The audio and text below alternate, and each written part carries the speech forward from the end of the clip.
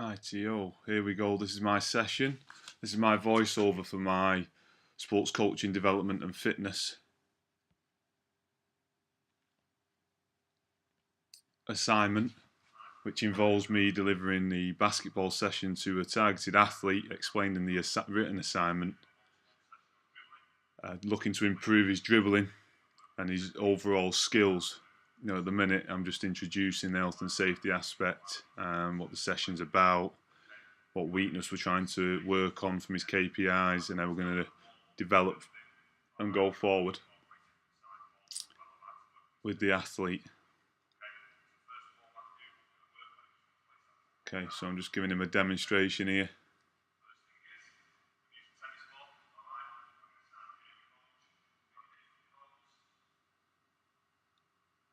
Give him some detail, but not too much. It's just to get him warm and get him used to ball familiarisation. Important for dribbling. If I just talk a little bit while that session is beginning, the athlete's getting warmed up. Talent development has been a huge process for a lot of sports, but it's been huge in basketball, especially with the area of emphasis document that's come out, a 150-page booklet that guides coaches and teachers in school the important process of identifying talent, how you should nurture it at what age group, especially from a tactical, technical, physical and psychological point of view. It's all part of the long-term athlete development plan. As Green and Oakley in 2001 says, talent development systems now move towards, a group of theories. They all seem to agree with one another and support one another in moving forward. Just going to change the ball here on the video, to help Matthew out here. Should be good for him. Get him used to different size, different weights. It's good for his touch and his delicacy with the basketball when it comes to dribbling. So, there's two ways you can look at sessions and how you develop it, especially when doing your key performance indicators, when the two main areas of your session structures and also your intervention methods, they're highly important.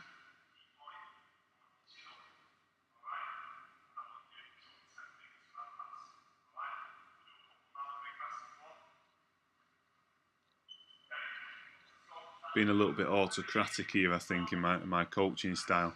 I don't know whether that's because I've been out for a little while and not been on the floor. Not really done too much reflecting upon my own coaching, which is something I like to do. Something UCLAN's always encouraged me. Here we go, being more guided discovery here and getting Matthew to solve the problem.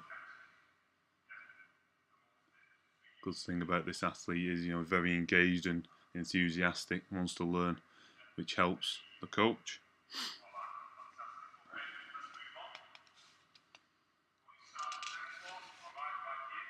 As this goes on, like I said, so I'm going to provide some academic literature to back up what I've done in my written assignment, but also what you're seeing in front here. We're just progressing this drill now. It's still using a tennis ball, football and the basketball, or adapting it to suit. It's all about training them hands to learn to deal with that basketball in whichever motion it's going in.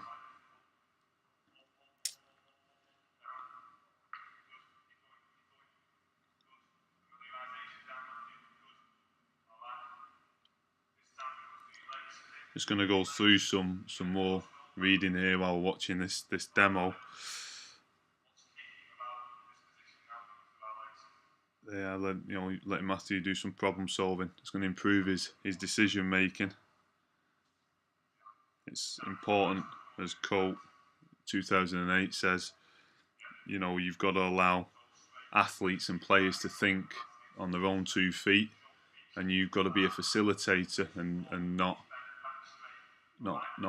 autocratic and in the face and all about you. You know, it's about the athlete and developing them at the end of the day.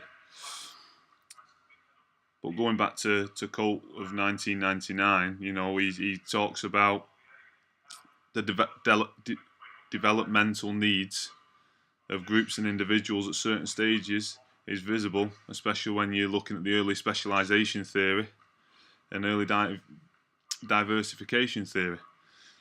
The key that we take from this, if you look here, is you're transferring other sports and other skills into your coaching sessions and your coaching plans, which is what you want to be doing. You don't want to specialise too early, and you know Ford et al. 2009 supports that as well. That you know the more you can add into your coaching sessions, but use it in a sort of problem-solving way. You know, give the athlete something and say, we're doing this now. Well, they might look at you and go, well, this isn't the sport we're supposed to be doing. But there might be a very good reason you're doing that. Hence the football and the tennis ball in my session. Very simple, very basic, but it is effective. And as you'll see as the video progresses, the athlete's dribbling and control does get a lot better, because obviously, you know, it's a lot harder to bounce a football, a lot harder to control a tennis ball because it's small surface area. So when it comes to a basketball, you should naturally feel a lot more confident with it.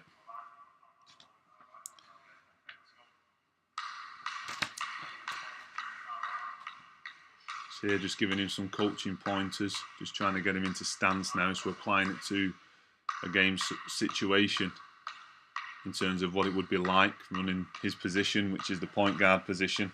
You've got to be in control and be able to see both sides of the floor.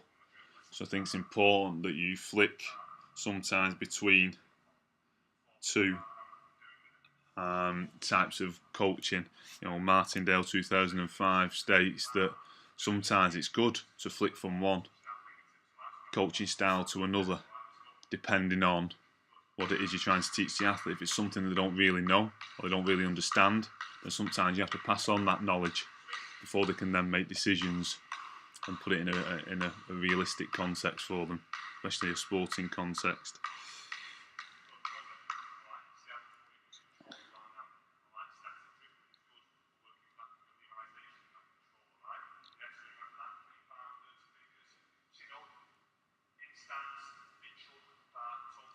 Just going a little bit autocratic here. Really getting the points across. So as you can see from the video, I've gone from one coaching style to another, back to the original, and gone to a secondary now. So now we're going to take our static dribbling and we're going to move it to getting some pace behind it, up and down the court. Apologies for the small gym, but it's the only facility I could get at short notice, considering I managed to lose my previous video. So as this progresses and the adaptations I've put in, different size balls, different drills, different ball familiarisation, now we're looking at progressing it onto the move, which is important in basketball. So it's the next adaptation, building on the skills that we've just looked at.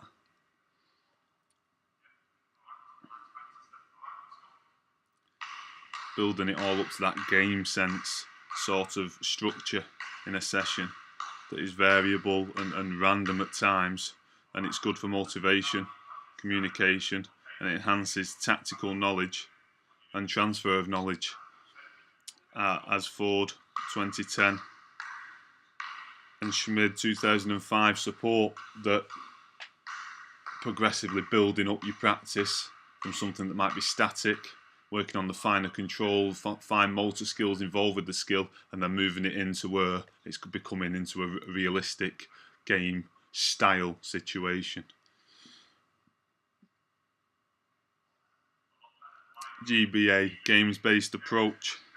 You know, Colt again 1999 and Colt in 2003 supports that deliberate play, as we'll see towards the end of the session, putting them in that pressurised situation. You can see then how the assignment is built up.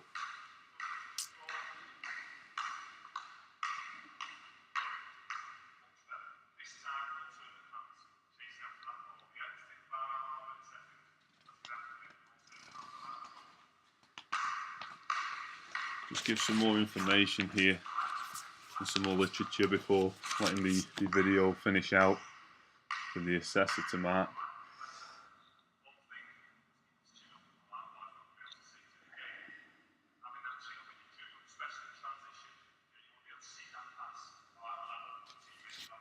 As you can see, I'm using quite a direct coaching style here, trying to explain to him from experience the benefits of what he's trying to achieve here, and the fact that if he gets his head up and does a couple of things different, that he's going to be able to see open teammates and use that great vision that his KPI showed up in the assignment.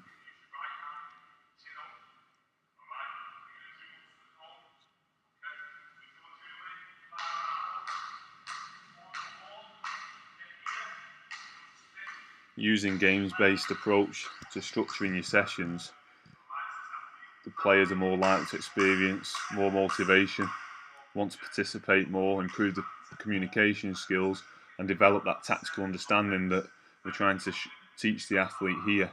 So the variety of short drills that we've got, put him in various different situations. That's supported by Mehmet 2006. And Mehmet in 2007.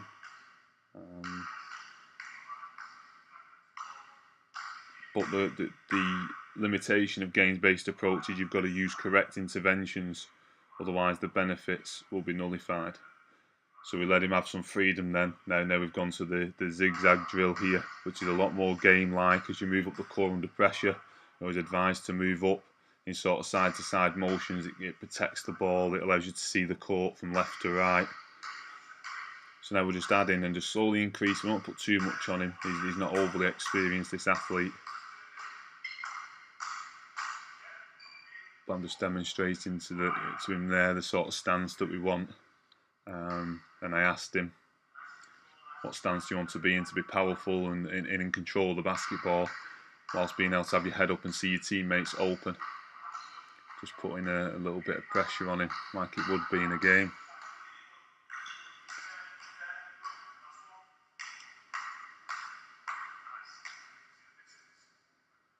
Do feel as though this game-based adaptation, as we've gone through this session, is very beneficial to this athlete, and I do think it brings the good out of him, especially towards the end. He becomes a lot more confident on the ball and a lot more controlled and disciplined. As Harvey and Light 2015 say, problem-solving abilities will allow for more acute skill acquisition, which will subsequently improve long-term player development. It's going back to that long-term athlete development model that we as coaches use often, and that's what we base a lot of our coaching on. It's all about coaching the right things at the right time, at the right stage. And in terms of Matthew being on the performance pathway, he's on that first ladder. So these are the things he needs to improve upon.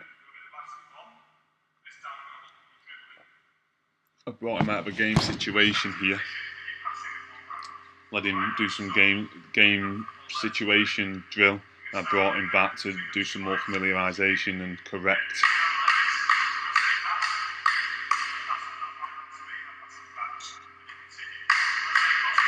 This time I'll be dribbling and learning to pass off the bounce.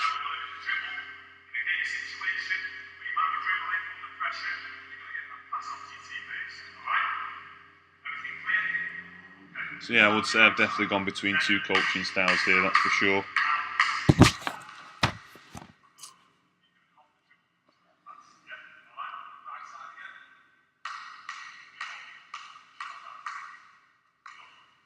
As Hughes 2013 states, coaches need to construe an appropriate learning environment that allows players to interact and see the sense in what you're trying to provide them with. And I think using this style, especially with a young athlete, I think being a little bit autocratic sometimes is good.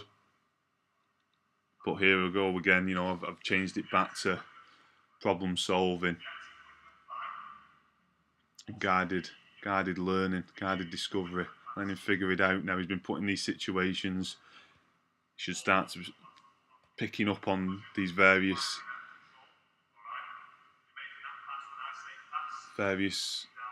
important critical points that he should be picking up.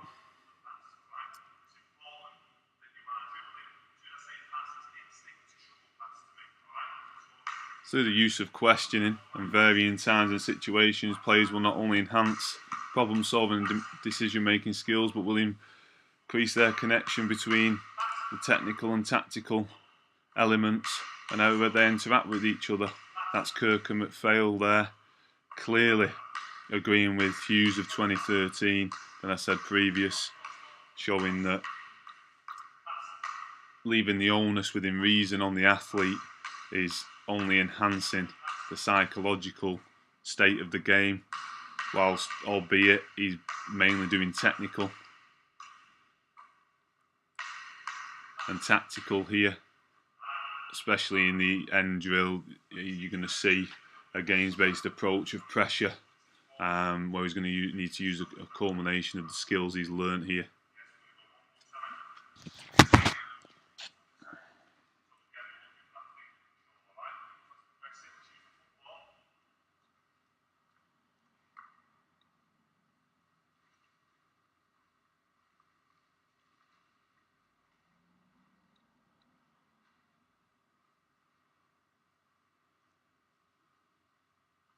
Yeah, games-based approach is very, referring back to some of the literature I referred to earlier in the video, games-based approach is definitely the way to go with developing an athlete of this age, of this potential, this level, going off his KPIs in the written observation assignment, where he was performance profiled.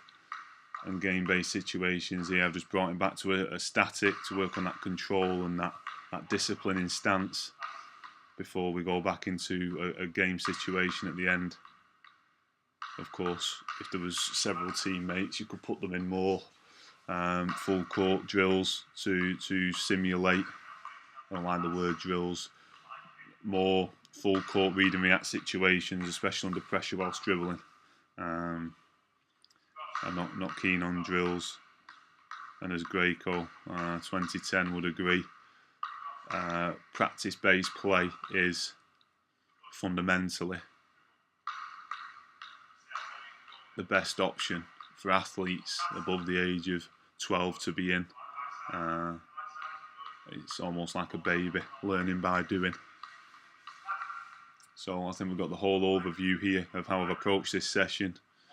I've also provided 10 to 12 references of academic literature that back up what I have included in this assignment and this session.